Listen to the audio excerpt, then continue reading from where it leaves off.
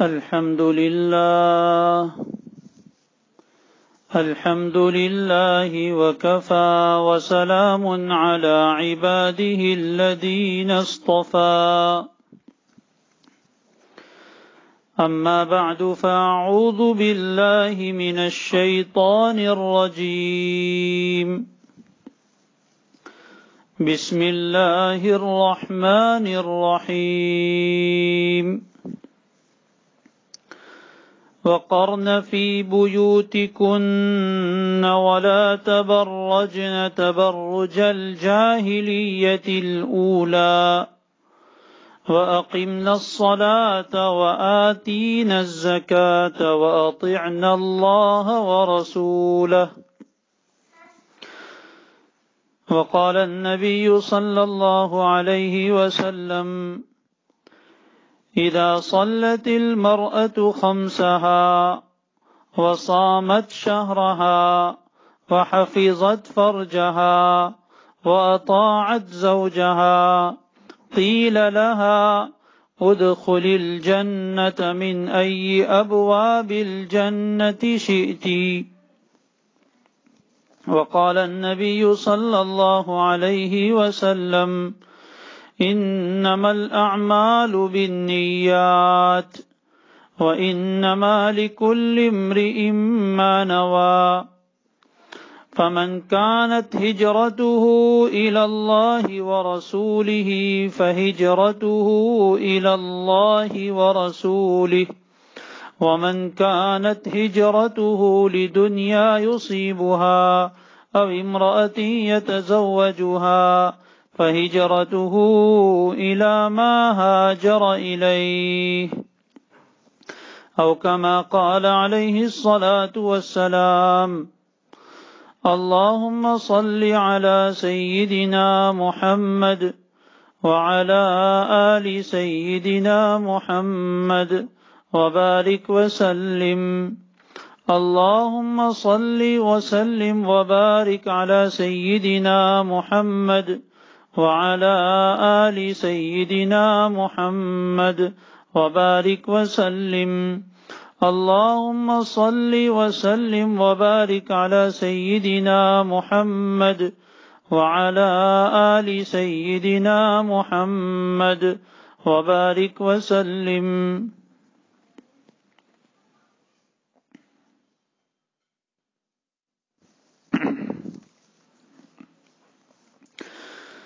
بہت ہی احترام کے قابل میری عزت مآب دینی ماؤں اور بہنوں، سب سے پہلے ہم اپنی توجہ اللہ تبارک و تعالی کی طرف کریں.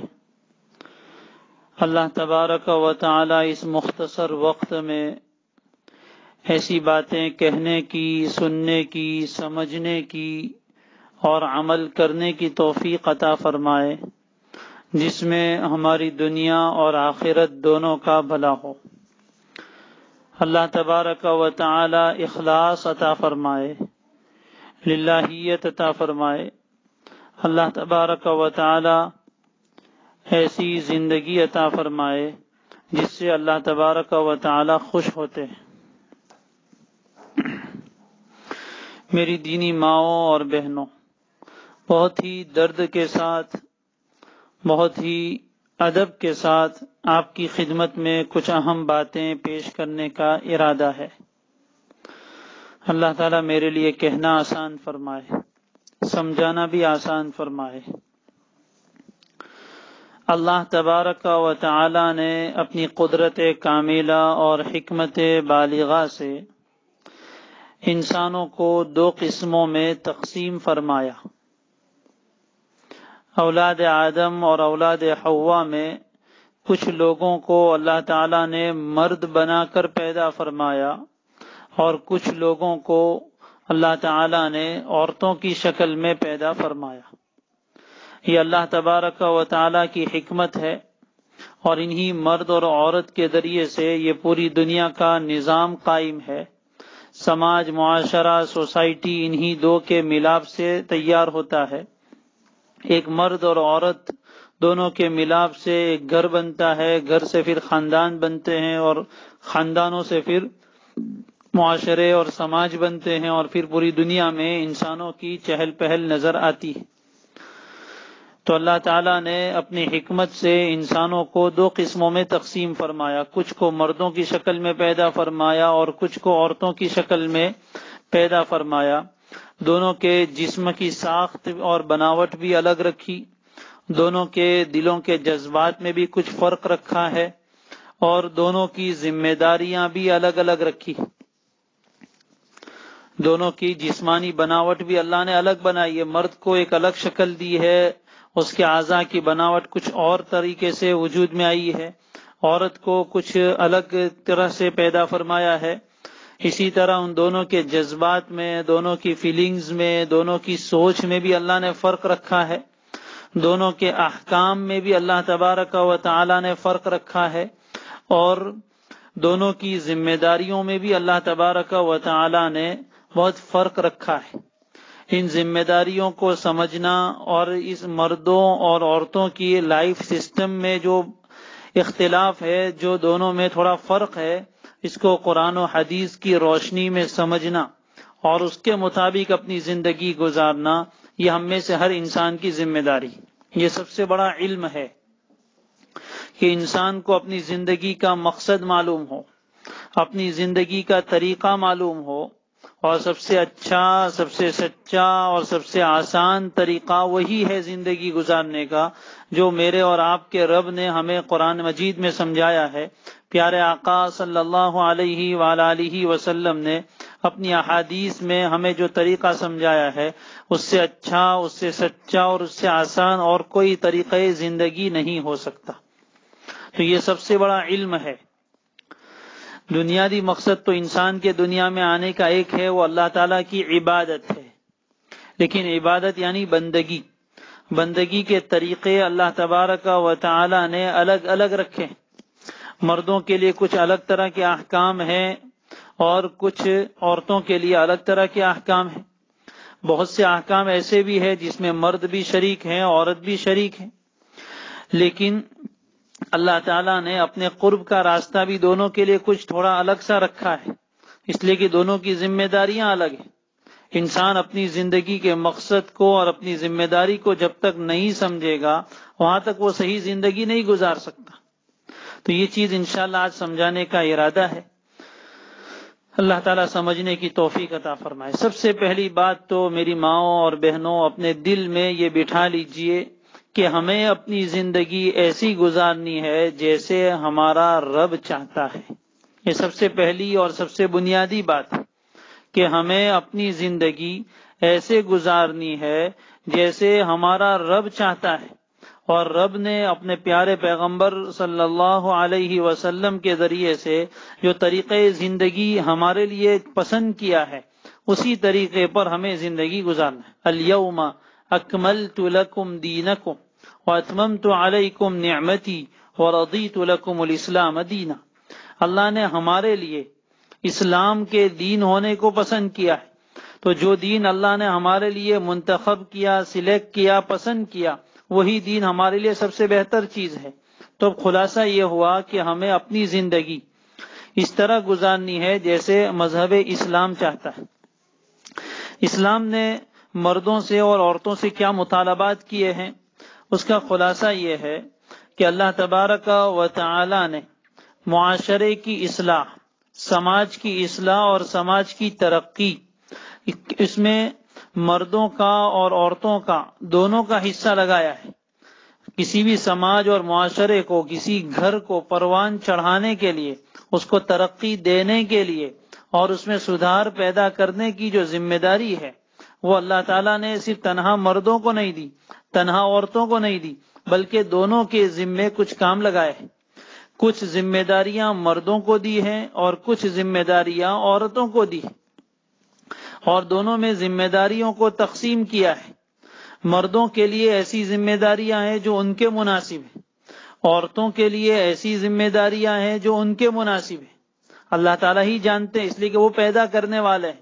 اس نے مرد کو کیسے پیدا کیا ہے وہ اللہ کو پتا ہے، اس میں کیا صلاحیتیں رکھی ہے وہ اللہ کے علم میں۔ اللہ نے عورت کو پیدا کیا، اس میں کیا صلاحیتیں رکھی ہے، وہ بھی اللہ کے علم میں ہے۔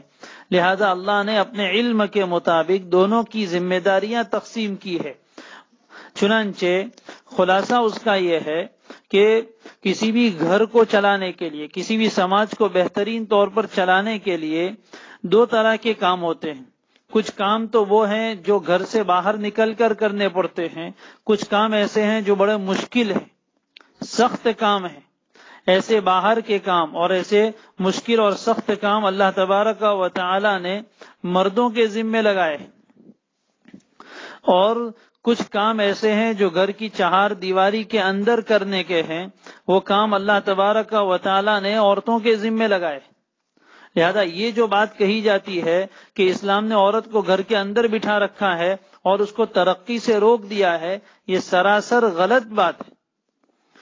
اس لیے کہ سماج کو بہترین طور پر چلانے کے لیے اور کسی اچھی نسل کو پیدا کرنے اور آگے چلانے کے لیے، اچھے انسانوں کے وجود کے لیے دونوں چیزوں کی ضرورت ہے۔ انسانوں کے دنیاوی انتظامات بھی چاہیے، کھانے پینے کی ضرورتیں پوری کرنے کے لیے مال و دولت کی بھی ضرورت ہے۔ اس کے لیے انسان کو اپنے گھر سے باہر نکلنا پڑتا ہے۔ چنانچہ روزی کمانا اور کاروبار کرنا اور دھندا بیپار کرنا، یہ سب اللہ تعالیٰ نے مردوں کے ذمے لگا دیے۔ جتنے خرچے ہیں، یہ سارے کے سارے خرچے اللہ تبارک و تعالیٰ نے مردوں کے ذمے رکھے۔ یاد رکھیں، شریعت نے کسی بھی حال میں عورت پر کوئی خرچہ واجب نہیں قرار دیا ہے، اس کو کسی مالی چیز کا ذمہ دار نہیں بنایا ہے۔ اگر عورت ماں ہے تو اس کا خرچ اس کے بیٹوں کے ذمے ہے، وہ بیٹی ہے تو اس کا خرچ اس کے باپ کے ذمے ہے، بیوی ہے تو شوہر کے ذمے ہے، بہن ہے تو بھائی کے ذمے ہے۔ اگر اس عورت کا کوئی نہیں ہے تو اس کی ذمہ داری اسلامی حکومت اٹھائے گی۔ عورت کے ذمے شریعت نے کمانا کہیں بھی ضروری نہیں قرار دیا، اس لیے کہ اس سے اور بہت بڑا کام لینا تھا۔ تو گھر کے اندر کے جتنے کام ہیں وہ سب کے سب کام اللہ تعالیٰ نے عورت کے ذمے لگائے۔ اب گھر کے اندر کی ذمہ داری کو صحیح طور پر نبھانے کے لیے ضروری ہے کہ عورت گھر میں رہے۔ اس لیے شریعت کا یہ حکم سب سے پہلے اپنے کانوں میں اتار دیجئے، اپنے دلوں کی گہرائی میں بٹھا لیجئے۔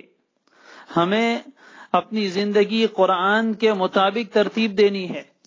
قرآن مجید نے عورتوں کو، اور عورتوں میں بھی خصوصی عورتوں کو، نبی اکرم صلی اللہ علیہ وآلہ وسلم کی پاکیزہ بیویوں کو اور امت کی پاکیزہ ماؤں کو اللہ نے یہ حکم دیا ہے، وَقَرْنَ فِي بُيُوتِكُنَّ، اور تم اپنے گھروں میں ٹھہری رہو، اپنے گھروں میں قرار پکڑے رہو، یعنی بلا ضرورت شدیدہ، بلا ضرورت طبعی یا بلا ضرورت شرعی اپنے گھر سے باہر نہ نکلو، گھر کے اندر رہو۔ یاد رکھیں، ایک عورت کے لیے اللہ تبارک و تعالی کا قرب اور اس کی نزدیکی حاصل کرنے کا بہت بڑا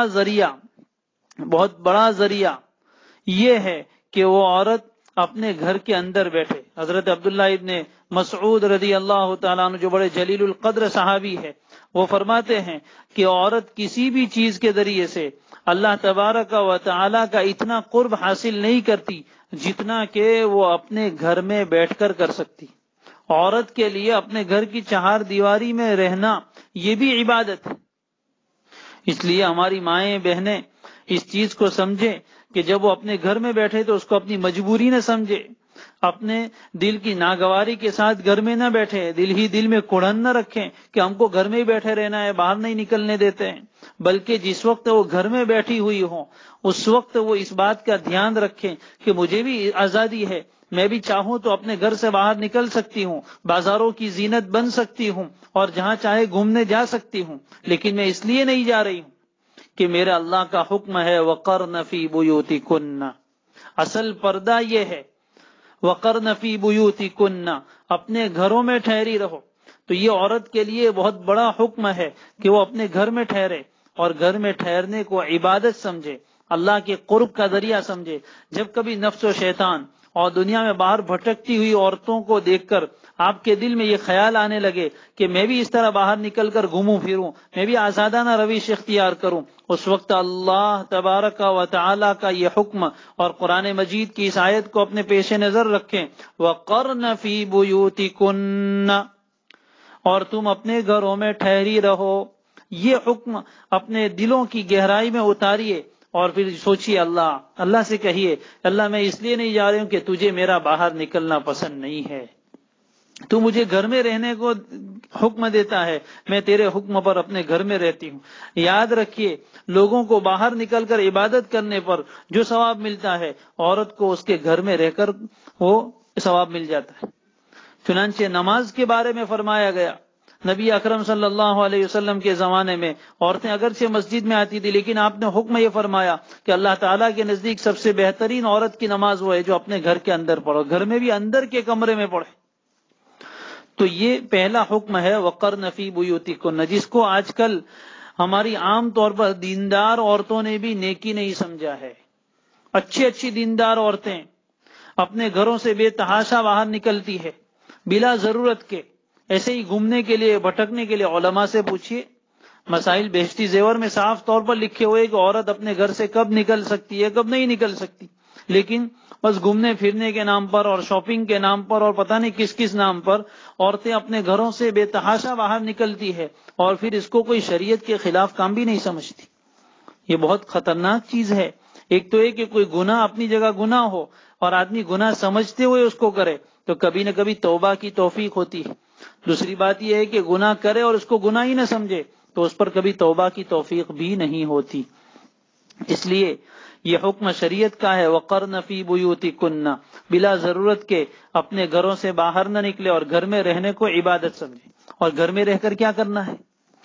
گھر میں رہ کر عورت پر اللہ تعالیٰ نے بہت بڑی ذمہ داری رکھی ہے۔ عورت گھر کی ملکہ ہے، گھر کی رانی ہے،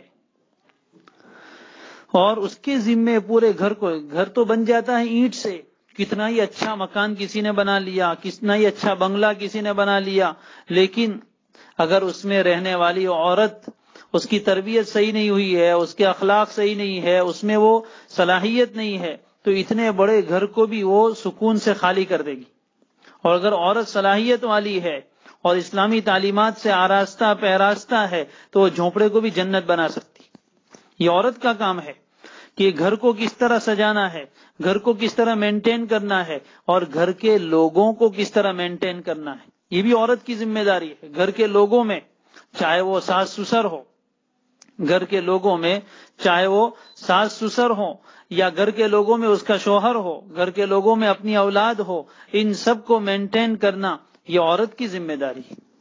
ان سب لوگوں کو مینٹین کرنا یہ عورت کی ذمہ داری ہے کہ وہ اپنے گھر کے تمام لوگوں کو کیسے مینٹین کرے، اپنے گھر کو بھی صاف ستھرا رکھے، اپنے گھر کے لوگوں کی ضرورتوں کو بھی پورا کرے۔ تبھی ایک انسان خوش رہ سکتا ہے، ایک گھر خوش رہ سکتا ہے، اور جب ایک گھر، دوسرا گھر، سب گھر خوش ہوں گے تو پورا معاشرہ خوش ہوگا۔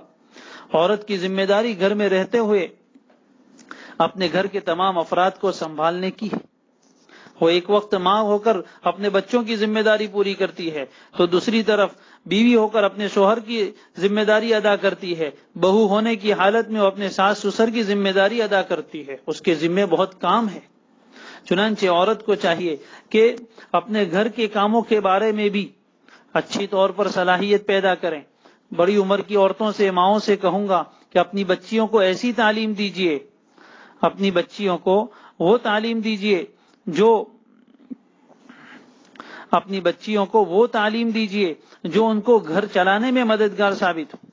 آج کل عجیب و غریب دور ہے، لوگ اپنی بچیوں کو وہ چیزیں پڑھا رہے ہیں جس کی زندگی میں اس کو کبھی ضرورت پڑنے والی نہیں ہے۔ میتھس کا اتنا اونچا علم دے رہے ہیں جس کا حساب کتاب کبھی اس کو ضرورت پڑنے والی نہیں ہے۔ سائنس کے ایسے فارمولے اس کو سکھائے جا رہے ہیں جس کی کبھی ضرورت پڑنے والی نہیں ہے، اور جس کی روزانہ ضرورت پڑنے والی ہے وہ چیزیں اس کو نہیں سکھائی جاتی۔ تو اس کو ایسی چیزیں، ایسے ہنر، ایسے فن سکھانے چاہیے جس کے ذریعے سے وہ اپنا گھر کا مینجمنٹ بہت بہترین طور پر کر سکے۔ عورت اپنے گھر کی بہترین مینیجر بنے، جس طرح ایک فیکٹری ہوتی ہے اور اس کا ایک مینیجر ہوتا ہے جو پوری فیکٹری کو بہترین طور پر چلاتا ہے۔ عورت کا کام اپنے گھر میں مینجمنٹ کا ہے کہ وہ اپنا ہوم مینجمنٹ بہترین طور پر رکھے، پھر اپنے شوہر کو خوش کرے، اس کی خدمت کرے، یہ اس کی ذمہ داری ہے۔ نبی اکرم صلی اللہ علیہ وآلہ وسلم نے ایک روایت میں فرمایا، حضرت عبد الرحمن ابن عوف رضی اللہ تعالیٰ عنہ فرماتے ہیں، مسند احمد میں روایت موجود ہے، اذا صلت المرأة خمسها وصامت شهرها وحفظت فرجها واطاعت زوجها، جب عورت 4 کام کر لیں، جب کوئی عورت اپنے 5 وقت کی نمازیں پابندی کے ساتھ پڑھیں، وصامت شہرہا، اور 1 مہینے رمضان کے مہینے کے روزے رکھے، یہ 2 کام، اس کا تعلق ہے حقوق اللہ کے ساتھ۔ اس سے معلوم ہوا کہ ایک مسلمان عورت کا سب سے پہلے اپنے رب کے ساتھ تعلق صحیح ہونا چاہیے۔ جب اس کا تعلق اپنے رب کے ساتھ صحیح ہوگا، اور رب کے ساتھ تعلق پیدا کرنے کے لیے سب سے بڑی چیز نماز ہے، جب وہ نماز کی پابندی کرے گی، نماز کا اہتمام کرے گی، اللہ تعالیٰ کے ساتھ اپنا تعلق مضبوط کرے گی، تو پھر اس کا معاملہ اپنے رب کے ساتھ بالکل صحیح ہوگا، رب کی طرف سے اس کی مدد ہوگی، رب کے احکام کو پورا کرنے کی اس میں صلاحیت پیدا ہو جائے گی، اور وہ اپنے رب کو خوش کرنے والی ہوگی۔ تو پہلا کام یہ ہے کہ وہ اپنے شوہر کو بھی اپنے رب کو خوش کرنے کے لیے نمازوں کا اہتمام کرے، اپنے عقائد صحیح کرے، نماز کا اہتمام اور عبادت کو گھر میں انجام دے۔ عورتوں کا کام گھر میں یہ ہے کہ وہ اپنے گھر کو عبادت کے نور سے منور کرے، نمازوں کا اہتمام، تلاوت کی پابندی، ذکر کا اہتمام، دعاؤں کا اہتمام، یہ عورت اپنے گھر میں یہ کام پہلے کرے۔ تو فرمایا جب عورت 5 وقت کی نماز پڑھ لے، اور سال میں 1 مہینہ آتا ہے رمضان، اس کے روزے رکھ لے، یہ 2 کام ہوئے۔ تیسرا کام اپنی عفت و عصمت کی حفاظت کرے، وحفظت فرجہا، اور اپنی شرمگاہ کی حفاظت کریں، یعنی حرام سے اپنے آپ کو بچائے، اپنے دامن کو پاک رکھیں، اپنے کردار کو، اپنے کیریکٹر کو پاک رکھیں، کوئی اس طرح کے کام نہ کریں بے حیائی کے، بے شرمی کے، جس سے اس کی عزت اور اس کا دامن داغدار ہو جائے۔ تو حفظت فرجہا، اور چوتھا کام کیا کرے، وہ اطاعت زوجہا، اور اپنے شوہر کی اطاعت و فرما برداری کرے، اپنے شوہر کی فرما برداری کرے۔ یہ عورت کی سب سے بڑی ذمہ داری ہے نکاح کے بعد، اپنے شوہر کی اطاعت، اس کی فرما برداری، اس کا احترام، اس کی خدمت، یہ سب اطاعت میں داخل ہے۔ اور اس کو اپنے آپ کو شوہر کی اطاعت کرنے میں، شوہر کا حکم ماننے میں اپنے آپ کو نیچا نہ سمجھے۔ آج کل دنیا میں جو آوازیں چل رہی ہے، اور جو ایسے لٹریچر عام ہوئے، اور ایسی فلمیں اور ایسے ڈراموں کے ذریعے سے ایک بات ہماری مسلمان عورتوں کے دماغ میں بٹھائی گئی ہے، اللہ ہم سب مسلمانوں کے دماغ سے یہ بات نکالے کہ عورت شوہر کی کیوں مانے، دونوں برابر ہے، دونوں برابر ہے، دونوں برابر نہیں ہے۔ قرآن کہتا ہے وَلِلرِّجَالِ عَلَيْهِنَّ دَرَجَةٌ، گھر کا ذمہ دار اور گھر کا بڑا اللہ تعالیٰ نے مرد کو بنایا ہے، عورت کو اطاعت کرنے والی بنایا۔ شریعت کے مطابق جو کام ہے اس میں عورت اپنے شوہر کی فرما برداری کریں، تبھی گھر صحیح چل سکتا ہے۔ یاد رکھے کوئی بھی ادارہ صحیح چلانے کے لیے اس کا ایک محتمم، اس کا ایک مدیر اور اس کا ایک پرنسپل ہوتا ہے، چاہے وہ کوئی مدرسہ ہو، چاہے وہ کوئی اسکول ہو، چاہے وہ کوئی بھی ادارہ ہو، اس میں ایک بڑا آدمی ہوتا ہے، اس کا فیصلہ سب مانتے ہیں۔ اگر ایسا نہ ہو اور ہر آدمی اپنا فیصلہ چلائے تو نتیجہ کیا ہوتا ہے، وہ ادارہ پھر تماشا بن جاتا ہے۔ مدرسے میں ہر آدمی اگر محتمم ہو، اسکول میں ہر پڑھانے والا اگر پرنسپل بن جائے، تو پھر بات کس کی چلے گی، یہ کچھ اور کہہ رہا ہے، یہ کچھ اور کہہ رہا ہے، تو اسکول تو اختلافات کا گھر بن جائے گی، جھگڑوں کا پلندہ بن جائے گی۔ تو جس گھر میں کوئی ایک مطاع نہ ہو، ایک بڑا نہ ہو، ہر آدمی اپنی بات چلائے، شوہر اپنی بات چلانا چاہتا ہے، عورت اپنی بات چلانی چاہتی ہے، بچے اپنی بات چلانا چاہتے ہیں، نتیجہ کیا ہوگا، وہ گھر تو جھگڑوں کا گھر بن جائے گا۔ ایک آدمی کی اطاعت کی جائے، اللہ تعالیٰ نے اپنے شوہر کی اطاعت کو عورت پر فرض کیا ہے، فرض، اور شوہر کی خوشی میں رب کی خوشی ہے۔ روایتوں میں فرمایا جو عورت اس حال میں مرے کہ اس کا شوہر اس سے راضی ہو، اللہ تبارک و تعالیٰ بھی اس سے راضی ہو جاتے۔ اطاعت زوجہا، شوہر کی خدمت کرنے میں کوئی عار اور شرم محسوس نہ کرے کہ ہم کوئی نوکر تھوڑے ہیں کہ اس کی خدمت کریں گے۔ ارے یہ تو ایک مسلمان عورت کے لیے سعادت ہے، خوشی کی بات ہے کہ وہ اپنے شوہر کی خدمت کر رہی، اس کی ساری چیزوں کا انتظام کر رہی۔ یہ زندگی مشترک طور پر ہی چلتی ہے۔ شوہر جتنا کماتا ہے وہ صرف اپنے لیے نہیں کماتا ہے، بلکہ گھر والوں کے لیے بھی کماتا ہے۔ بیوی روزانہ جتنا کھانا پکاتی ہے وہ خود اکیلی نہیں کھا جاتی ہے، گھر کے سب لوگ مل کر کھاتے ہیں۔ معلوم ہوا کہ خاندانی نظام کی دار و مدار اور اس کی بنیادی اشتراک پر ہے، دونوں مل جل کر ذمہ داریوں کو تقسیم کر لیں تو پھر گھر بہترین چلتا ہے، گھر بہترین چلتا ہے۔ تو یہ اپنے شوہر کی اطاعت کرے، جو یہ 4 کام کر لیں اس سے کہا جائے گا ادخلی الجنہ، جنت میں داخل ہو جا، من ای ابواب الجنت شئتی، جنت کے جون سے دروازے سے تو داخل ہونا چاہے داخل ہو جا۔ اتنی بڑی فضیلت اس پر سنائی گئی۔ لہذا ایک عورت کو چاہیے کہ اپنے گھر میں مثالی زندگی گزارے، بیوی ہو تو مثالی بیوی بنے، بیٹی ہو تو مثالی بیٹی بنے، اور اگر وہ ماں ہے تو مثالی ماں بن کر دکھائے۔ ہمارے سامنے ازواج مطہرات کے اور بنات طاہرات کے بہترین نمونے اور آئیڈیل موجود ہیں۔ حضرت خدیجہ رضی اللہ تعالی عنہا نبی اکرم صلی اللہ علیہ وآلہ وسلم کی پہلی زوجہ محترمہ، کس طرح انہوں نے ایک بیوی ہونے کا حق ادا کیا، کیسے کڑے اور مشکل وقت میں اپنے شوہر کا پورا ساتھ دیا اور دین کے کام میں بڑھ چڑھ کر حصہ لیا، اپنا پورا مال نبی اکرم صلی اللہ علیہ وسلم پر اور آپ کے دین پر لگا دیا۔ اللہ تعالی ہم سب کی طرف سے انہیں بہترین بدلہ عنایت فرمائے۔ اتنی مالدار خاتون تھی، جب نکاح ہوا تو اپنے شوہر کے سامنے سب کچھ قربان کر دیا۔ اور آج کل اگر کوئی عورت مالدار ہو اور شوہر کے پاس مال نہ ہو تو وہ اپنا رعب جماتی ہے، شوہر کو اپنی مٹھی میں کرنے کی کوشش کرتی ہے، شوہر کو اپنا غلام بنانا چاہتی ہے۔ میں کہا کرتا ہوں کہ عقل مند عورت وہ ہے جو اپنے شوہر کو اپنے گھر کا بادشاہ بنائے اور خود بادشاہ کی بیوی ملکہ بن جائے، رانی بن کر زندگی گزارے، یہ عقل مند عورت ہے۔ اور بے وقوف عورت وہ ہے جو اپنے شوہر کو اپنا غلام بنائے اور خود غلام کی بیوی بن جائے۔ غلام کی بیوی ہونا عیب ہے اور بادشاہ کی بیوی ہونا کمال ہے۔ تو اپنے شوہر کو اپنے گھر میں بادشاہ بنا کر رکھیں، اس کا احترام، اس کی عزت، اس کی خدمت، اس کی اطاعت اور اس کو خوش کرنا، یہ اللہ تعالیٰ کو پسند ہے، یہ عورت کی ذمہ داری ہے۔ اور پھر ان سب کاموں میں سب سے اہم بات جو آج مجھے کہنی ہے کہ گھر کے ان کام کاج میں اپنی نیتوں کو سامنے رکھیے۔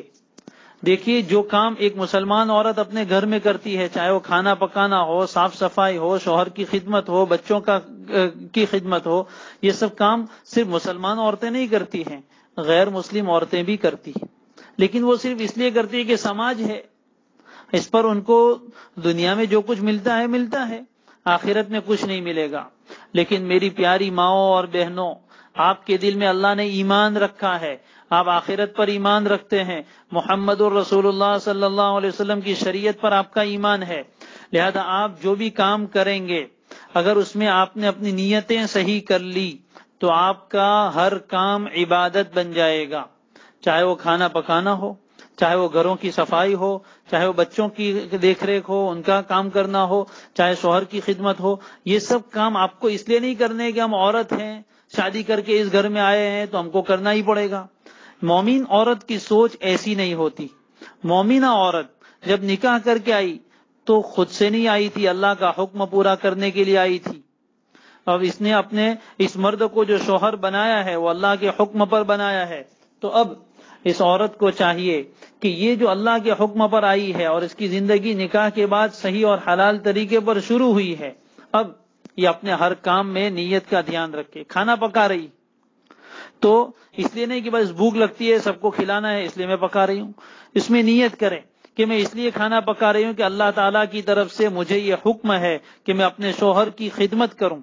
بچے اگر ہیں تو میں اپنے بچوں کی خدمت کروں، ان کی پرورش کرنا یہ اللہ کی طرف سے میرے اوپر ذمہ داری ہے، حکم ہے، اور اللہ کا حکم پورا کرنا یہ عبادت ہے۔ گھر میں بوڑھے ساس سسر ہیں، ان کی خدمت کر رہی ہے، ان کے لیے کھانا پکا رہی ہے، نیت کریں یہ بوڑھے ہیں، بوڑھوں کا اکرام کرنے کا شریعت نے حکم دیا ہے، یہ میرے شوہر کے والدین ہیں، یہ ان کی جنت میرے شوہر کی جنت ہے، تو میں اپنے شوہر کو خوش کر کے میری جنت بناؤں اور ہم دونوں مل کر ان کے والدین کو خوش کر کے شوہر کی جنت بنائیں۔ ورنہ شوہر اپنے ماں باپ کو ناراض کر کے جہنم میں جائے تو تم اکیلی جنت میں جا کے کیا کرو گی؟ تو دونوں کو مل کر یہ کام کرنا ہے۔ کھانا پکا رہے نیت کریں یا اللہ یہ کھانا گھر کے جتنے افراد کھائیں اس میں ان کے ذریعے سے جو خون پیدا ہو اور جو طاقت بدن میں آئے اس کے ذریعے سے لوگوں کو نیکی کی توفیق ہو، یہ جتنی نیکی کریں گے اس کا ثواب مجھے ملے گا۔ آپ یہ نیت کیجئے، دعا کر کے کھانا پکائیے، بسم اللہ پڑھیے، سورہ فاتحہ پڑھیے، اور اس کے بعد کھانا پکائیے اور دعا کیجئے اللہ یہ جو کھانا میرے گھر والوں کے پیٹ میں جائے اور اس کے ذریعے سے جو خون پیدا ہو اس سے نیکی کی توفیق ہو، گناہ کے کاموں سے وہ بچ جائے۔ آپ اپنے شوہر کے لیے تیار ہو رہی ہے، نیت کیجئے، اس میں بھی آپ کو ثواب ملے گا۔ اپنے شوہر کے لیے اگر آپ تیار ہو رہی ہے اور اس کا دل خوش کرنا چاہتی ہے تو آپ کو یہ میک اپ کرنے پر اور شوہر کے لیے تیار ہونے پر بھی ثواب ملے گا، بشرطے کہ آپ کی نیت صحیح ہو۔ آپ اس نیت سے تیار ہو رہی ہے کہ میرا شوہر دن بھر باہر ہوتا ہے، ہزاروں قسم کی عورتیں اس کے سامنے آتی ہے، اس کے لیے اپنی نگاہوں کی حفاظت کرنا مشکل ہے، نفس و شیطان اس کو پریشان کرتے ہیں، میں اچھی طرح تیار ہو کے اپنے شوہر کو دکھاؤں گی، اس کا دل ٹھنڈا ہوگا، اس کی آنکھیں ٹھنڈی ہوگی، یہ باہر گناہ سے بچ جائے گا۔ تو یہ آپ کے لیے ثواب کا ذریعہ ہے۔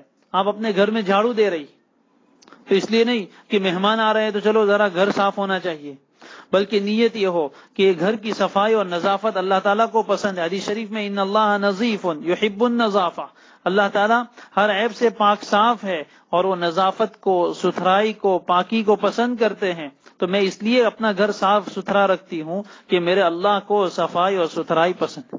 حدیث میں فرمایا فنظفوا افنیتکم، اللہ کو تو صفائی پسند ہے، گھر کی بات نہیں، اپنے گھر کے صحن کو، اپنے گھر کے آنگن کو بھی صاف رکھو، جہاں آدمی رہتا نہیں ہے۔ جب آنگن کو صاف رکھنے کا حکم ہے تو پھر اپنے گھر کو کتنا صاف ستھرا۔ حدیث شریف میں فرمایا اپنے آنگن کو صاف رکھو، یہودی اپنے آنگن کو صاف نہیں رکھتے۔ مسلمانوں کے محلے صاف ستھرے ہو، گھر صاف ستھرے ہو، اور ہر جگہ گھر کی ہر چیز سلیقے سے رکھی ہوئی ہے۔ اور جھاڑو دیتے ہوئے آپ یہ نیت کریں گے کہ اللہ کو خوش کرنے کے لیے جھاڑو دے رہی ہوں، تو ایک طرف یقین جانی آپ جھاڑو دیں گے، دوسری طرف آپ کے اعمال نامے میں نیکیاں لکھی جائیں۔ ساتھ ساتھ میں آپ استغفار کریے، جھاڑو دیتے ہوئے استغفار کیجیے، اللہ سے مغفرت مانگیے کہ اللہ یہ تو گھر کا کچرا میں دور کر رہی ہوں، آپ کے رہنے کی جگہ، آپ کے رہنے کا گھر تو میرا دل ہے، اس میں بھی گناہوں کا بہت کچرا جمع ہو گیا ہے، پیارے اللہ آپ اس کچرے کو دور کر دیجیے، میں استغفار کرتی ہوں۔ آپ ایک طرف جھاڑو دیں گے اور گھر بھی صاف ہوگا، اور استغفار پڑھنے سے آپ کا دل بھی صاف ہو جائے۔ آپ گھر میں پوتا لگا رہی، گھر چمک رہا ہے، درود شریف پڑھیے، اللہ یہ گھر کا فرش تو چمک گیا لیکن میرا دل تو ابھی تک اندھیرا ہے، اس میں درود پاک کا نور اتاریے تاکہ یہ دل بھی چمک جائے۔ آپ یہ کام کر رہی، آپ اپنے بچے کو اپنے پیٹ میں 9 مہینے تک رکھ کر چل رہی ہے، تکلیفیں اٹھا رہی ہے، کتنی تکلیف۔ یہ تکلیف یاد رکھیے میری ماؤں اور بہنوں بیکار نہیں ہے، اس کی ایک ایک آہ پر اللہ تعالیٰ آپ کے درجات بلند فرماتے ہیں، گناہوں کو معاف فرماتے ہیں۔ بہت سی مرتبہ عورت بچے پیدا کرنے کو بوجھ سمجھتی ہے، ارے یہ بچہ دنیا میں آ کر جتنی نیکیاں کرے گا، اس کی نسل میں جتنی نیکیاں ہوں گی وہ سب آپ کے اعمال نامے میں لکھی جائے گی۔ بچے پیدا کرنا کوئی بوجھ نہیں ہے، اللہ تعالیٰ نے آپ کو یہ شرف عطا فرمایا ہے کہ آپ کے پیٹ میں اللہ تعالیٰ بچے پیدا کرتے ہیں۔ اللہ چاہے تو کسی اور طرح بھی پیدا کر سکتے تھے، لیکن اللہ نے آپ کو ذریعہ بنایا، اور آپ اس پر جتنی تکلیفیں اٹھائیں گی ان سب تکلیفوں پر آپ کو اجر و ثواب ملے۔ بچہ دنیا میں آ گیا، اس کو آپ دودھ پلا رہی، دودھ کا ایک ایک قطرہ جو اس کے پیٹ میں جائے گا، اس پر بھی آپ اگر نیت کریں اور اللہ کی طرف دھیان رکھے، اللہ کا حکم سمجھے، تو یہ آپ کا دودھ پلانا اجر و ثواب میں لکھا جائے گا۔ جو تکلیفیں آتی ہیں آپ اس کو برداشت کریں گے، بچوں کی تربیت میں ان سب چیزوں پر آپ کو ثواب ملے گا۔ آپ کا کوئی کام ثواب سے خالی نہیں ہے۔ آج سے نیت کیجئے ہر کام کے لیے، جب بھی کوئی کام کرنے جائیں تو اس سے پہلے یہ سوچیں کہ میں یہ کام کیوں کر رہی۔ جب آپ ثواب کی امید پر، آخرت میں ملنے والے اجر و ثواب کی امید پر کام کریں گی تو یہ کام آپ کے لیے بوجھ بھی نہیں ہوگا، اور آپ کے دل میں بشاشت ہوگی، آپ خوشی خوشی وہ کام کریں گے، آپ کی تھکان دور ہو جائے گی۔ اور پھر یہ کام کر کے کوئی احسان نہ جتلائے، اللہ تبارک و تعالیٰ کا شکر ادا کریں کہ اللہ آپ نے مجھے یہ توفیق دی کہ میں گھر والوں کا اتنا کام کر رہی ہوں۔ تو ان سب کاموں میں ثواب کی امید رکھیں، اس کو کہتے ہیں احتساب۔ اور ایک عورت کی سب سے بڑی ذمہ داری ہے اولاد کی تربیت، اپنے گھر میں سکون کا اور خوشی کا ماحول پیدا کرنا، اور اس کے لیے آپ کو اچھے اخلاق کی ضرورت ہے۔ آپ کے مزاج میں سکون ہو، بات بات میں غصے ہونا، بات بات میں چلانا، یہ نہیں، سکون، بردباری، ہنسی خوشی پیش آنا، مسکراتے ہوئے چہرے کے ساتھ شوہر کا استقبال کرنا، بچے آئے تو ان کو محبت کرنا، مسکراتے ہوئے چہرے کے ساتھ ان کو اپنے قریب لینا اور ان کے ساتھ محبت بھری باتیں کرنا، اور ان کی چیزوں میں انٹرسٹ لینا اور ان کی خدمت کرنا، ان کو دین کی باتیں سمجھانا، یہ اولاد کی تربیت کی ذمہ داری آپ کی ہے۔ باپ کی بھی ذمہ داری ہے، لیکن باپ پورا دن گھر میں نہیں رہتا ہے، زیادہ ذمہ داری ماں کی ہے۔ آپ جیسے رہیں گے اور آپ کی باتوں سے زیادہ آپ کے اعمال سے، آپ کے کاموں سے بچے زیادہ سیکھیں گے۔ اگر آپ میں سلیقہ ہے بچوں میں سلیقہ آئے گا۔ آپ نماز کی پابند ہے، بچے نماز کے پابند بنیں گے۔ آپ تلاوت کی پابند ہے، بچے تلاوت کریں گے۔ آپ دعا کرتے ہیں، دعا میں روتی ہیں، آپ کے بچے آپ کو دیکھ کر ساتھ میں دعا میں بیٹھ جائیں گے۔ یہ سب چیزیں آپ پر دار و مدار رکھتی ہے کہ آپ اپنے بچوں پر کتنی توجہ دیتے ہیں۔ آج کل کا دور عجیب ہے، ہمارے پاس اپنے بچوں کے لیے وقت نہیں ہے، موبائل کے لیے بہت وقت ہے، پوری دنیا کے لیے بہت وقت ہے۔ ایک طرف بچوں کو موبائل دے کے بٹھایا اور ایک طرف خود لے کے بیٹھ گئے، اور بس ہمیں اس بات کی توفیق نہیں ہوتی کہ بچوں کو محبت کے ساتھ بیٹھ کر کھلائے، ان کو کھانے کے آداب سکھائے، ان کو اللہ رسول کی محبت سمجھائے اور ان کو قرآن کے آداب سمجھائے۔ اس کا ہمارے پاس وقت نہیں ہے۔ ضرورت اس بات کی ہے ایک عورت، مسلمان عورت ایسی زندگی گزارے کہ اس کے گھر سے بہترین بچے اور بچیاں وجود میں آئے، جو ایک سماج کے اچھے افراد بن کر زندگی گزارے۔ آج کے آپ کے یہ بچے کل کے باپ بنیں گے، کل کی مائیں بنیں گی، یہ کل کے دادا دادی بنیں گے، ساس سسر بنیں گے، سب کچھ بنیں گے۔ اگر آپ نے ان کی صحیح تربیت کی تو سماج میں اچھے افراد کی کثرت ہو جائے گی، سماج میں بے شمار اچھے افراد پیدا ہوں گے، اور یہ سب آپ کے لیے صدقہ جاریہ۔ حدیث شریف میں ہے جب انسان مر جاتا ہے تو اس کے اعمال کا سلسلہ بھی رک جاتا ہے، لیکن چند چیزیں ایسی ہیں جن کا اعمال ثواب بعد میں بھی جاری رہتا ہے۔ ان میں سے ایک ولد صالح یدعو له، صالح اولاد، اچھی اولاد، نیک اولاد جو اللہ کے حقوق بھی ادا کرے اور بندوں کے حقوق بھی ادا کرے۔ ایسی اولاد اپنے پیچھے چھوڑ کر گئے ہیں۔ یہ اولاد جتنی نیکیاں کریں گی وہ سب ثواب آپ کو ملے گا۔ اولاد بہت بڑی نعمت ہے، یہ پھول ہیں، لیکن ان کو کانٹا نہ بنائے، ان کی تربیت پر پوری توجہ دے، ان کی تربیت پر پوری توجہ دے۔ گھر کے کاموں میں اپنا پورا فوکس رکھیں، گھر کے کاموں میں اپنا پورا فوکس رکھیں، بچوں کی تعلیم اور تربیت پر پوری توجہ ہو۔ دوسرے بیکار کاموں سے اپنے آپ کو بچائیں، لغو کاموں سے اپنے آپ کو بچائیں، اور اپنی جو ذمہ داریاں ہیں اس کو سمجھ کر پھر اس کو ادا کرنے کی کوشش کریں۔ جتنی اللہ نے ہمیں صلاحیت دی ہے، جتنی طاقت دی، اپنے وقت کا صحیح استعمال کریں، اپنے گھر کا ایک نظام بنائیں، بہترین ایک ٹائم ٹیبل ہو، اللہ کی عبادت کا بھی اس میں وقت ہو، گھر کے افراد کے ساتھ بیٹھ کر بات چیت کرنے کے لیے بھی وقت ہو۔ آج کل یہ بھی ایک بہت بڑا مسئلہ ہو گیا کہ گھر کے افراد ساتھ میں بیٹھ کر بات چیت ہی نہیں کرتے، وقت ہی نہیں ہے، نہ دسترخوان پر جمع ہوتے ہیں، نہ کبھی اور بیٹھ کر آپس میں بات چیت کرتے ہیں۔ سب گھر کے جتنے بھی افراد ہیں، میاں بیوی ہے، ان کے بچے ہیں، یہ سب مل کر بیٹھیں، ایک دوسرے کی بات سنیں، ایک دوسرے کو بات سنائیں، اور ایک دوسرے کے مسائل کو شیئر کریں۔ دنیا کے لوگوں کے ساتھ ہم مسائل بہت شیئر کرتے ہیں، لیکن اپنے گھر والوں کے ساتھ یہ مسائل شیئر ہم کرتے نہیں، یا تو اس لیے کہ گھر والے ایسے ہیں کہ مزاجی ایسا نہیں ایک دوسرے کی بات سننے کا۔ محبت کے ساتھ رہیں، اپنے گھر کو محبت کا گہوارہ بنائیں۔ جتنا تعلق اللہ تعالیٰ کے ساتھ مضبوط ہوگا، اتنا ہی گھروں میں محبت آئے گی، اتنا ہی گھروں میں سکون آئے گا، اتنا ہی گھروں میں برکتیں آئیں گی۔ اپنے گھر میں کفایت شعاری پیدا کریں، کم سے کم خرچوں میں اپنا گھر چلانا سیکھیں، یہ بھی ایک فن ہے۔ حالات بہت دن بدن بگڑتے چلے جا رہے ہیں، فضول خرچیوں سے اپنے آپ کو بچائیں، دکھلاوے سے اپنے آپ کو بچائیں، اپنا لباس صحیح رکھیں۔ گھروں میں لباس کے سلسلے میں عورتوں کے یہاں بڑی کوتاہیاں پائی جا رہی ہے۔ بچوں کے اخلاق اپنے گھر میں اپنی ماؤں کو اور اپنی بہنوں کو دیکھ کر بگڑ رہے ہیں، ان کی ذہنیت خراب ہو رہی ہے۔ گھر میں ایسے برے لباس پہنے جا رہے ہیں، ایسی کافرہ عورتوں کے لباس۔ بہت سی دیندار گھرانوں میں عورتیں ایسے لباس پہنتی ہے، وہ کہتے ہیں گھر کے اندر ہی پہنتے ہیں، برقعے کے نیچے ہی پہنتے ہیں۔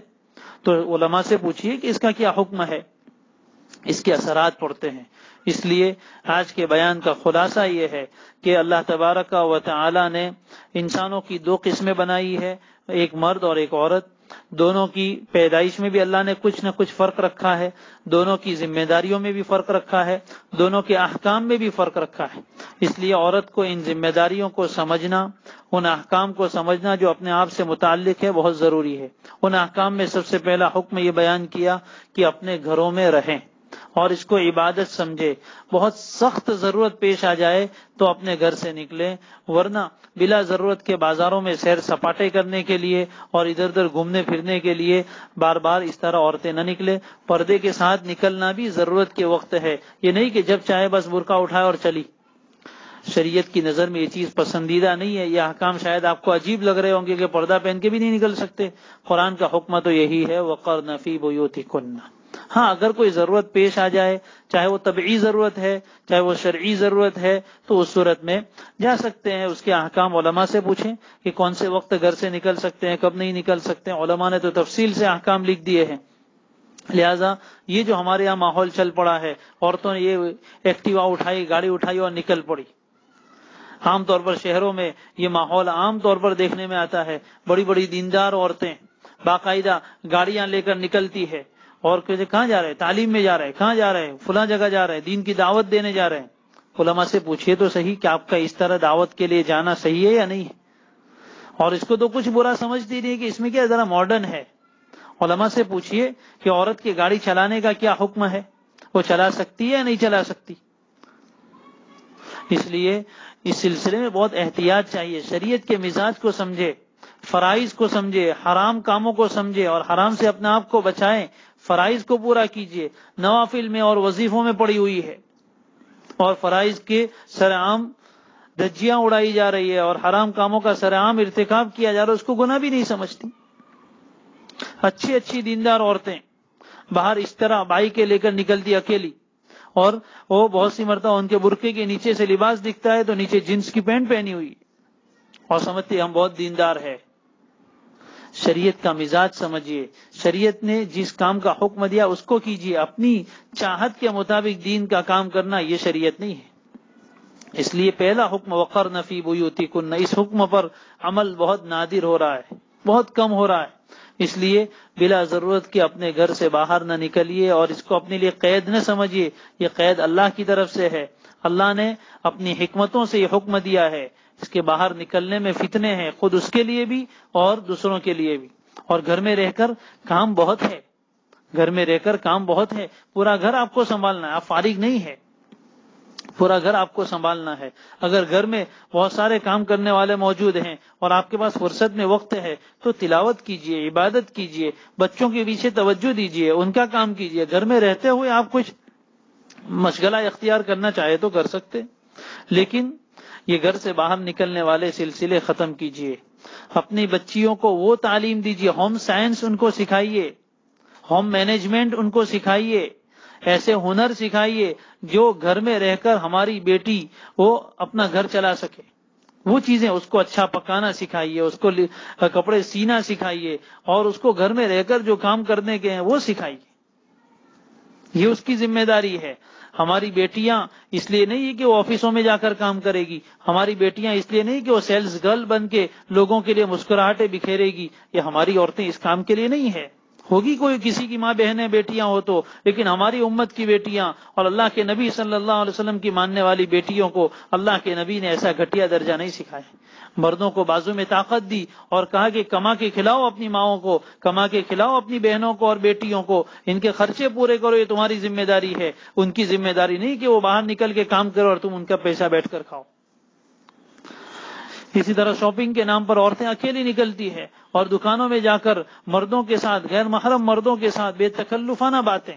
بازار میں دیکھنے میں آتا اچھی اچھی دیندار عورتیں برقع پہن کر آتی ہے اور دکان میں جا کے چہرہ بھی کھول لیتی ہے. دکان والے کو اس کا ہر طرح کا سائز پتا ہے، اس کی چوائس پتا ہے.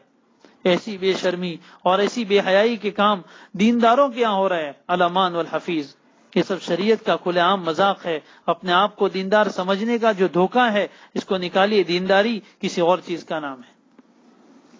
تو اپنے گھر میں رہ کر گھر کی ذمہ داریوں کو نبھانا اور اپنے بچوں کی تربیت پر پورا فوکس کرنا، ان کو بہترین انسان بنانا، اور چاہے لڑکے ہوں یا لڑکیاں ان کی بہترین تربیت، ان کو دینی تعلیم دینا، انہیں قرآن سکھانا، قرآن سیکھنا، دینی کتابیں پڑھنا، اور گھر کے جتنے کام ہیں اس کو صحیح طور پر نبھانا. بچوں کی ذمہ داری، شوہر کی ذمہ داری، ساس سسر کے ساتھ اچھا سلوک، اچھے اخلاق، اچھا برتاؤ، پڑوسیوں کے ساتھ اچھا سلوک، یہ سب ایک مسلمان عورت کے وہ اوصاف ہیں جو اللہ تبارک و تعالی چاہتے ہیں. نمونے کے طور پر حضرت خدیجہ رضی اللہ تعالیٰ عنہ کی زندگی دیکھیے، نبی اکرم صلی اللہ علیہ وسلم کی زوجہ محترمہ بننے کے بعد پوری زندگی آپ پر قربان کر دی، آپ کی وفادار بن کر رہی، اپنا مال حضور کے پیچھے لگایا۔ 3 سال شیب ابی طالب میں آپ صلی اللہ علیہ وآلہ وسلم کے ساتھ قید رہی، بیماری کی وجہ سے بعد میں انتقال ہو گیا، اور پھر حضرت خدیجہ رضی اللہ تعالیٰ عنہ نے کتنی تکلیفیں برداشت کی اور حضور کا پورا سپورٹ کیا، ساتھ دیا۔ عورتوں کو بھی چاہیے کہ اپنے مردوں کے دینی کاموں میں، ان کے دنیا کے اچھے کاموں میں ان کا پورا سپورٹ کرے، ان کو پیچھے سے موٹیویٹ کرے، ان کی حوصلہ افزائی کرے، ان کو آگے بڑھائے، ان کے لیے سکون کا سامان بنے، گھر کی زندگی کو پرسکون بنائے۔ شوہر گھر میں آئے تو اس کو یوں محسوس ہو کہ میں کسی اپنے محل میں آ گیا ہوں، چاہے گھر چھوٹا ہو، بیوی مسکرا کر اس کا استقبال کرے، اس کے سامنے پانی پیش کرے، دن بھر کی باتیں اس سے پوچھے، اور اس کے لیے ساری، وہ باہر سے آ رہا ہے، اس کے غسل کے پانی کا انتظام، اس کے کپڑوں کا انتظام، اس کے لیے اچھا کھانا وقت پر تیار، یہ ساری چیزیں اس کو جب ملے گی تو شوہر بھی اپنی بیوی کے ساتھ اچھی طرح رہے گا، اور ایک طرف سے جب حقوق ادا ہوں گے تو دوسری طرف سے بھی حقوق کی ادائیگی ہوگی، گھر کا نظام اچھا چلے گا۔ بچوں کی چیزوں میں دلچسپی، بچے کہاں جا رہے ہیں، کس سے مل رہے ہیں، ان کے دوست کیسے ہیں، کیسی سوچ لے کر آ رہے ہیں، موبائل میں کیا دیکھ رہے ہیں کیا نہیں، یہ سب چیزیں ماؤں کو معلوم ہونی چاہیے۔ تربیت کا پورا انتظام، اور گھر کے ہر کام میں نیت کا استحضار،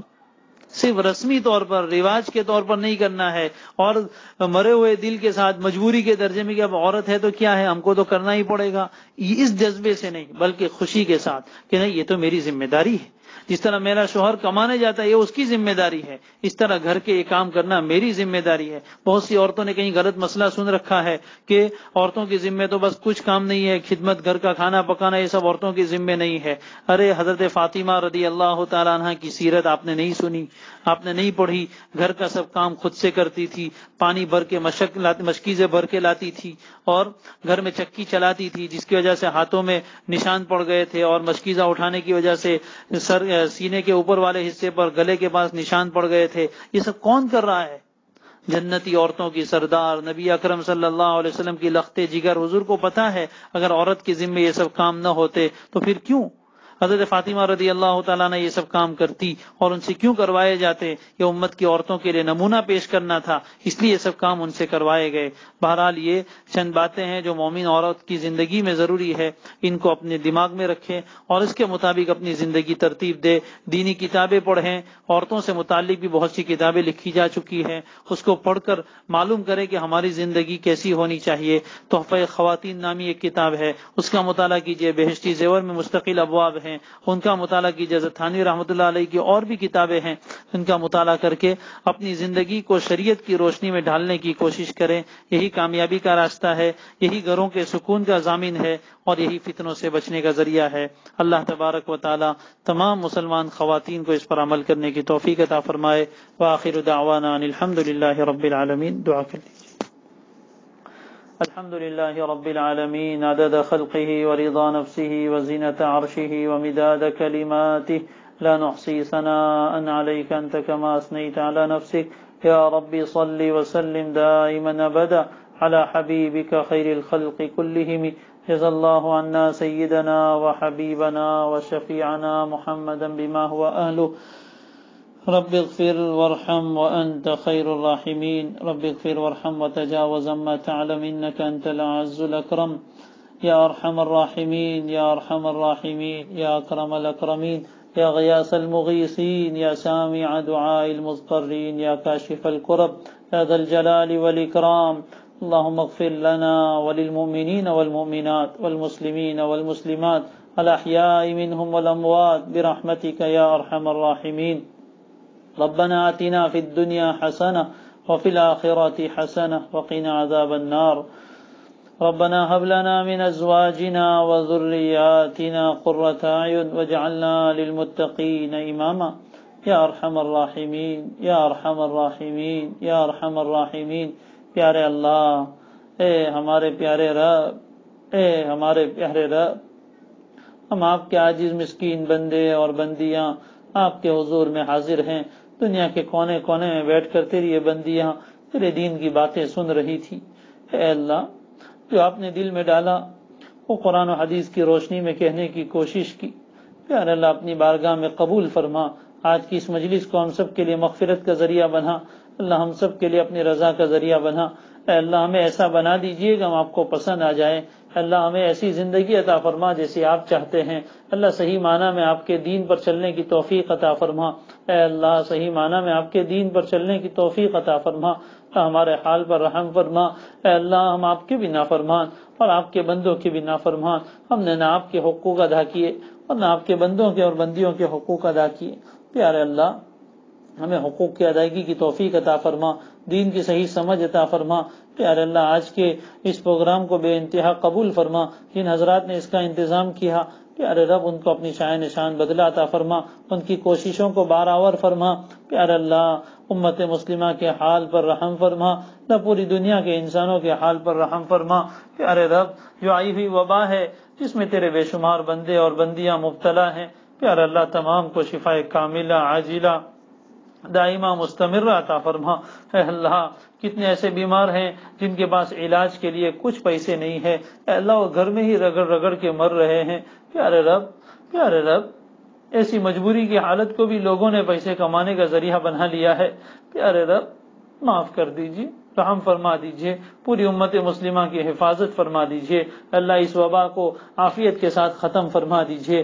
اللہ لوگوں کے کاروبار ٹھپ ہو گئے ہیں اللہ، اور خوف کے تحت ایک زندگی آ گئی ہے۔ پیارے رب رحمت کا معاملہ فرما دیجیے۔ اللہ جو بیمار ہیں انہیں شفا عطا فرما، جو پریشان ہیں ان کی پریشانیوں کو دور فرما، جو مقروض ہیں ان کے قرضوں کی ادائیگی کی شکلیں پیدا فرما، اور جو ابھی تک محفوظ ہیں پیارے اللہ آئندہ بھی محفوظ فرما۔ آپ کی اس نعمت پر شکر کی ادائیگی کی توفیق عطا فرما۔ ہمارے اساتذہ و مشائخ کی، ہمارے والدین کی، ہمارے بیوی بچوں کی، محبین متعلقین کی اللہ خصوصاً اس مہلک بیماری سے حفاظت فرما۔ اے اللہ حفاظت فرما، اللہ اپنی حفاظت میں لے لے۔ بیماری آپ کی طرف سے آئی ہے، شفا بھی آپ ہی دیں گے، حفاظت بھی آپ ہی فرمائیں گے۔ پیارا اللہ ہم سب کی حفاظت فرما دے، جلد از جلد یا اللہ اس وبا کو ختم فرما۔ امت جہاں کہیں پریشان ہے ان کی پریشانیوں کو دور فرما، جہاں مظلومیت کا شکار ہیں پیارے اللہ عافیت کے ساتھ ظالموں کے ظلم کو ختم فرما، حق کا بول بالا فرما، اللہ باطل کا منہ کالا فرما۔ اللہ ظالموں کے بڑھتے ہوئے ہاتھوں کو روک لیجئے، مسجد اقصی کی حفاظت فرما، حرمین شریفین کی حفاظت فرما۔ اے اللہ اس سال حج کا موسم بھی آ گیا، پیارے رب پیارے رب پیارے رب پوری دنیا سے تیرے بندے اور بندیاں ترس کر رہ گئے، اے اللہ اس سال حج پر نہیں جا سکیں گے۔ وہ لاکھوں کا مجمع جو عرفہ میں اور منی میں مزدلفہ میں جمع ہوتا تھا، بیت اللہ کے گرد طواف کرتا تھا، اللہ اس سال وہ مجمع نہیں جمع ہو پائے گا۔ ان کی وجہ سے جو رحمتیں آپ اتارتے تھے پیارے رب، وہ رحمتوں سے اس سال امت محروم ہو جائے گی۔ پیارے اللہ اپنا فضل فرما، عذاب سے ہماری حفاظت فرما، اللہ صحیح فیصلے لینے کی توفیق عطا فرما، اللہ قربانی کے فریضے کو اللہ پوری امانت داری سے ادا کرنے کی توفیق عطا فرما، اس راستے میں آنے والی رکاوٹوں کو دور فرما، دشمنوں کی دشمنی سے، ریشہ دوانوں کی ریشہ دوانیوں سے حفاظت فرما۔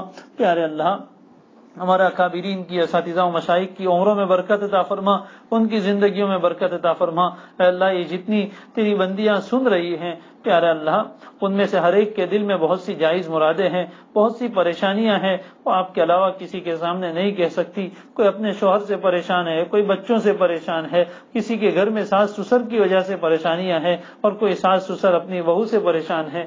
پیارے اللہ تو سب کے حالات کو جانتا ہے، کوئی اپنی بیماری سے پریشان ہے، اے اللہ رحمت کا معاملہ فرما دیجئے، سب کی پریشانیوں کو دور فرما، اللہ سب کی پریشانیوں کو دور فرما، سب کی جائز مرادیں پوری فرما، اللہ سب کی جائز مرادیں پوری فرما، اللہ سب کی رکاوٹوں کو ختم فرما، اللہ اچھی اسلامی زندگی عطا فرما، سکون والی، امن والی، اطمینان والی زندگی عطا فرما، آپ کی رضا والی زندگی عطا فرما۔ پیارے اللہ جو مانگا وہ بھی عطا فرما، جو مانگنے سے رہ گیا وہ بھی عطا فرما۔ ہماری دعاؤں کو اپنے فضل سے پیارے نبی صلی اللہ علیہ وسلم کے صدقے میں قبول فرما۔ وصلی اللہ تعالی علی خیر خلقہ محمد وآلہ وصحبہ اجمعین برحمتک یا ارحم الراحمین۔